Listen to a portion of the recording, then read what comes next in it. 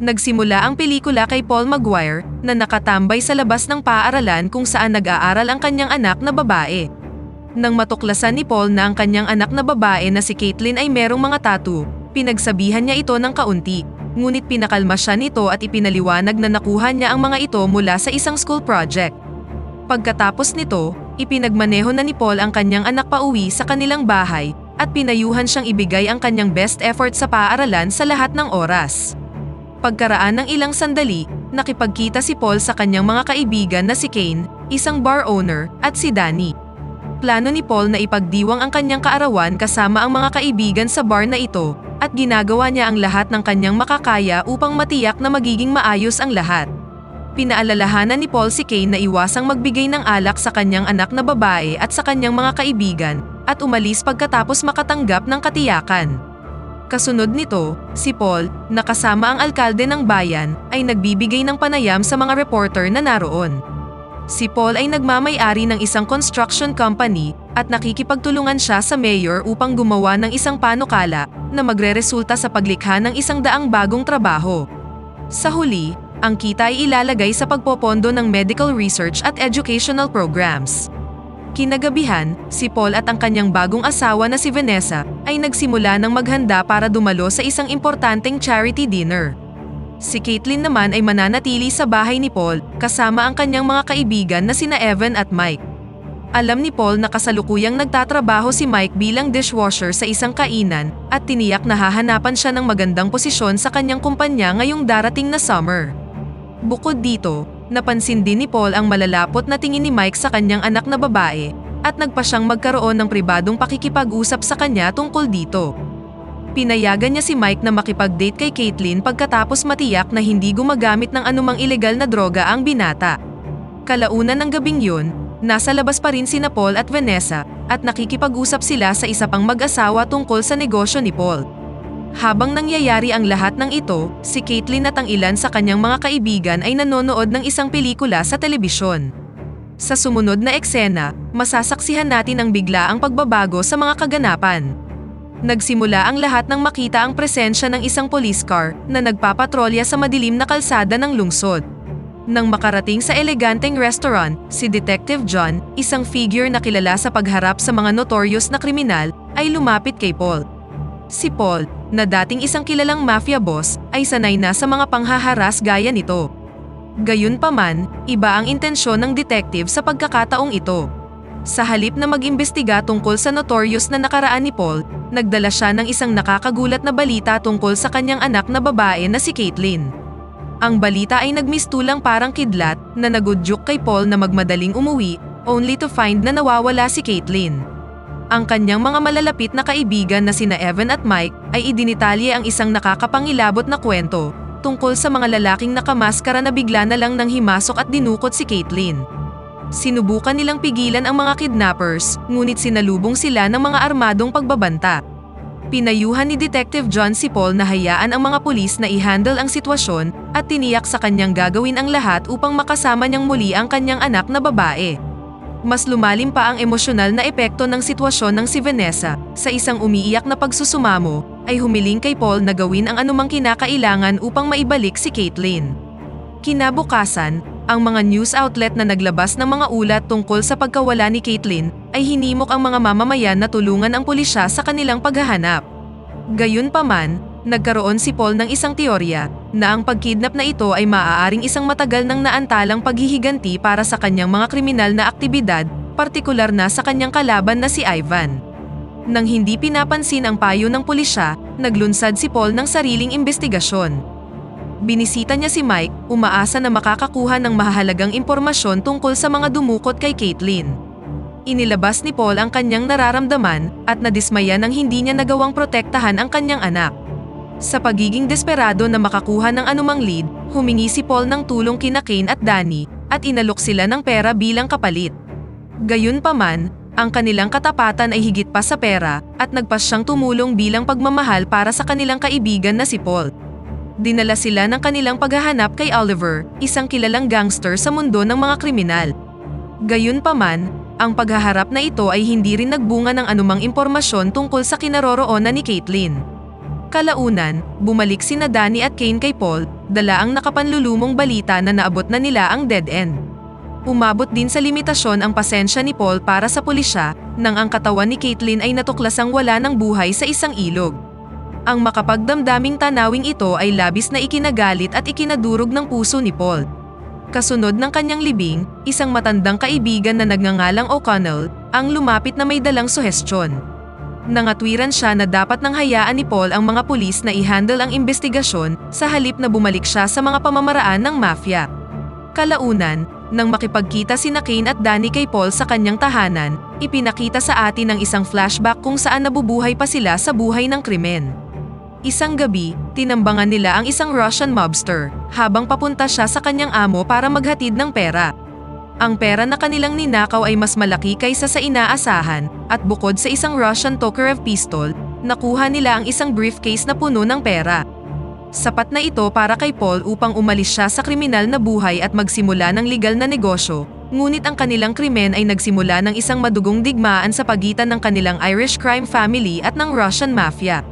Sa proseso, nagkaroon ng progreso ang pulisya at natuklasan na pinatay si Caitlyn gamit ang isang Tokarev pistol, na kapareho ng ginamit ni Paul sa pagpatay sa Russian mobster. Inutusan ng detective ang ibang opisyal na itago ang impormasyong ito mula kay Paul. Sa mga sumunod na araw, ilang beses pumunta si Paul sa paaralan para kunin ang mga gamit ng kanyang anak.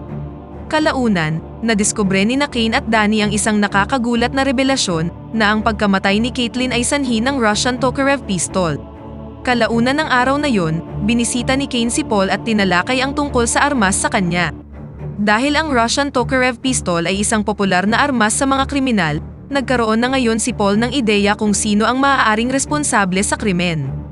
Siya at ang kanyang mga kaibigan ay hinaras at tinakot ang sino mang maaaring may koneksyon kay Chernov, ang kilalang mafia boss na ninakawan nila ng pera 17 taon na ang nakakaraan, at naniniwala silang sangkot siya sa pagpatay kay Caitlyn. Sa mga sumunod na araw, si Paul at ang kanyang mga kaibigan ay nagpatuloy sa kanilang investigasyon. Natunton nila ang isang Russian gangster na nagngangalang Vory, na dati nilang nakaalitan noon. Matapos siyang bugbugin ni Paul, tumakas si Vory at hinabol naman siya ng ating bida, ngunit sa huli ay wala rin silang nakuhang impormasyon sa kanya.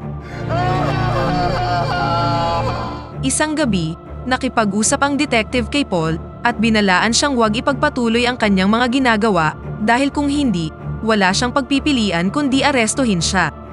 Gayunpaman, hindi pinansin ni Paul ang kanyang mga sinabi at kalaunan ng gabing yun, naglakbay siya kasama sina Kane at Danny sa tirahan ng mga drug smugglers na miyembro ng Russian mafia. Humantong ito sa isang matinding bakbakan at pinatay ng 3 ang lahat na nasa loob ng gusali.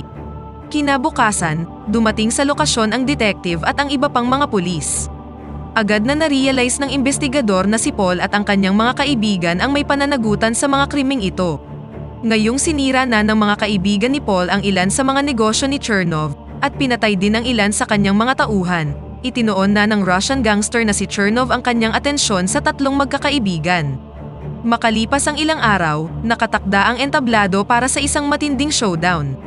Sa isang madilim na sulok ng bar ni Kane, pumasok ang isang mapanganib na grupo ng mga Russian gangster. Ang kanilang pagdating ay sinundan ng mga nakakabinging tunog ng putok ng baril na bumasag sa katahimikan ng araw. Sa gitna ng kaguluhan, ang pangunahing karakter na si Kane ay buong tapang na lumalaban.